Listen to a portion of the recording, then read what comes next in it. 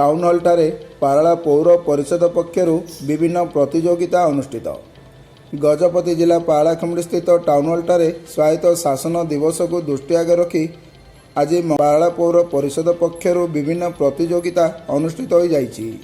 पौर परिषदर कार्यनिर्वाही अधिकारी श्री गौरचंद्र पट्टनायक मुख्य अतिथि भाव जोगदेई प्रतियोगी मानक उत्साहित करथिले। एही अवसर में विभिन्न विद्यालय बहु विद्यार्थी जोगदेई चित्रांकन, वक्तृता, संगीत आदि प्रतियोगिता रे अंशग्रहण करथिले।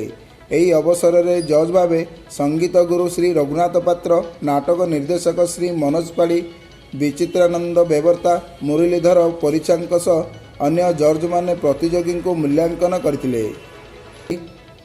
एही कार्यक्रम में पौर परिषदर अधिकारी एवं कर्मचारी माने सहयोग करथिले।